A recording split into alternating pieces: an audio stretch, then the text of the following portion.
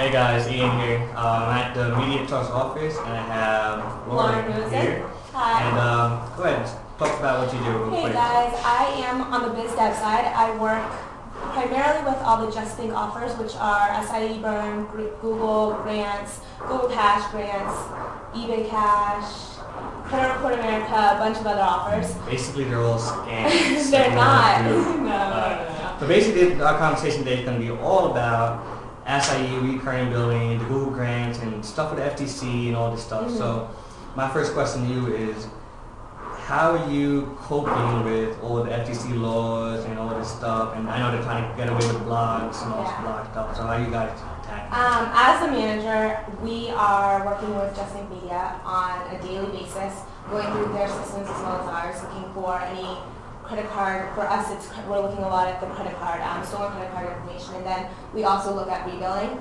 And for the people that are not getting rebilled and what's going on, and then after that, who is and who's staying with us as a loyalty customer. I do know Just Think does everything in their power to be with FTC guidelines. They have had complaints to other competitors that there has been, evaluation and looking at how they're promoting and what they're doing. Now, do you think a blog style is a safe way to promote these type of things, or is it something negative? I mean, because as an affiliate, I mean, we promote stuff the way we need to promote it to get that traffic and get that conversion.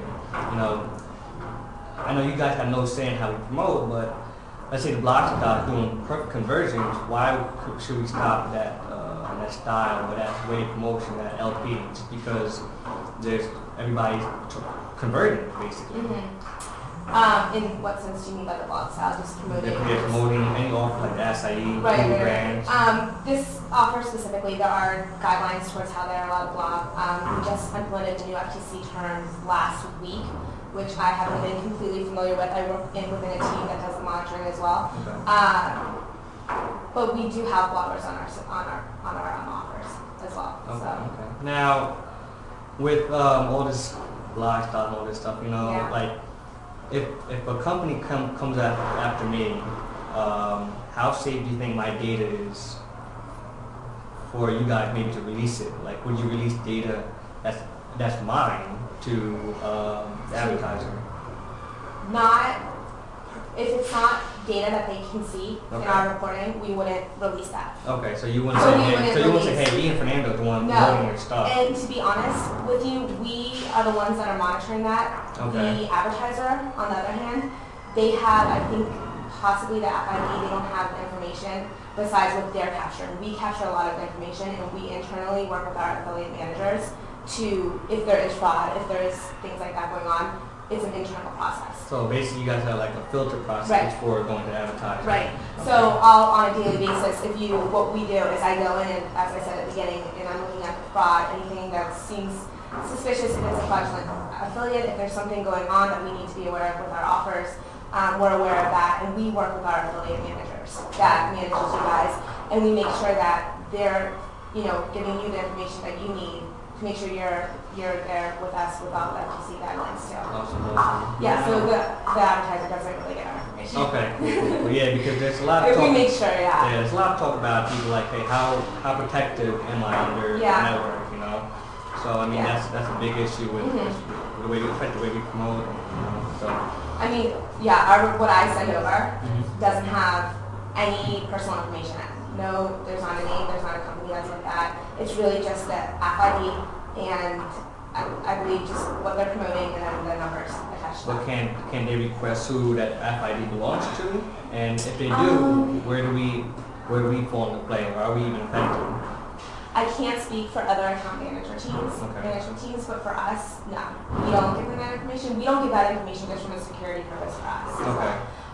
Not anything against GTM. They're a great company, but it's, you don't want network information coming out from networks that we're working with as well. So we don't.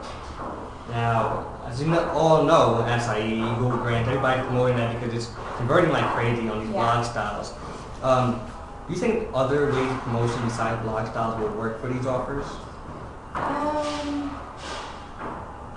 I don't know. Yeah. Right now, what we're seeing is email blogging. Search is search. Where the blog's talking about, I don't. No. We haven't. That's something we wanted to look into. Obviously, diversifying our promotional, if it's social, whatever it is. But we just haven't yet. We've tried to get a grasp around the numbers that are coming in, and just how to make sure that this is profitable for us, it's profitable for the merchant, it's profitable for you guys as well. You know, we want to make sure it's a good offer that you're running, and that you're not going to be liable for anything that if you get, if somebody comes at you, that we're aware of that as well. And it's up to also like what you guys work with your managers on the affiliate side. If you're getting information from the outside and you need questions, like definitely go to your affiliate managers, because I'm very close with all of our RAF team, and so they'll come straight to me. Awesome. And Cool. ask. Yeah. Now, earlier you said that people have to agree to a terms of service before promoting a specific offer, right? Like Acai or Google Grants. Right. If that term of service says we can't promote a blog style, but we do, what happens? So this is actually another whole issue for us, an internal fraud process that we are figuring out how to go about. Really what would happen is I would go in, it's a manual process, it's looking at the referring URLs, looking at how the offers are promoted. If they're, for our offers, we're not allowing on one, even if it's not even a blog, we can't promote more than one of our offers on the same page, and just different, Oprah can't be mentioned, all that stuff. So we've been monitoring that as well as we can. There's going to be new reporting for us to be able to go in, every day and look at where the referring URLs are dropping, the landing pages. Now the question for that is, we can actually trick the referring URL. Now how can you really, focus on that? Since we can actually block the referring URL, it can be like, hey, this is not coming from this, this is going somewhere else. Yeah, I've seen that too. I've seen the NA. I think that if there was a suspicion, what we do, just to back up, what we do after that happens, if there was a referring URL that was suspicious, or that we just said this is not how we should be promoted, you're not going to be on blogs, I'd work again with who is your affiliate manager? My affiliate manager is Rich. Okay, so I would go straight to Richard and tell him what's up. Even if we have to get on the call, that's fine, and just guide the affiliate in the right direction. And then on the other hand, if we start noticing that there's referring URLs that seem to be shaky, there's something going on where just, even if it's not, we're not noticing like the blog issues, or then we would do the same thing. Just almost shoot an email out asking how you guys are promoting, give us some insight, and then if it's questionable, it's more of a digging process. It's like investigation. There's no, it's really tough with hard data, because you can mess around with tracking. There's no question. There is no question. So, okay, that's interesting. That's interesting. So, Acai, Google Grants, the whole process happening right now with everybody. The FTC is trying to regulate it. Now, are you regulating it a lot as a network side, or are you just going by what the FTC rules are happening? So? Going by FTC rules. For the regulation, that's on the advertiser side. Okay. We're regulating the internet fraud. We're doing what we can to the best of our ability to make sure that both sides are being promoted correctly, that you guys are getting the information that you should get for the offers, and that we're also being promoted the way that Justin should be promoted.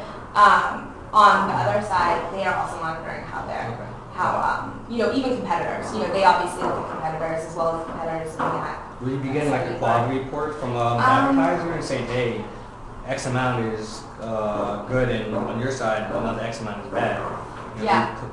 Compare and contrast with advertisers on what they're reporting. Did you get? No. You mean like in what our competitors? Yeah, right. No. Okay. That would be a little shady on our part as a management team. I don't. Almost got it. Almost. No, we don't. We'll look at a quality report from the advertiser side. I am also close with my biz dev guys, and we're close friends, and they're running these offers. It is one of those. It's an industry that you're kind of at each other's throats, but at the same time, it's pure competition. And if they're not getting the EPC or we're not getting that, I'm not gonna go in there. Right? Like I haven't yet. I won't. But good idea. No, I haven't, and my team hasn't as well. Awesome. Cool. Alright guys, that's it for the recap of Acai FTC and Google Grants, and if you're promoting it, talk to her. Yeah. She seems to know a lot. Talk to anybody in Hang it MediaTrust. So, whatever she says. All right, guys. Thanks. All right, bye. Cool. Thank Cool. you.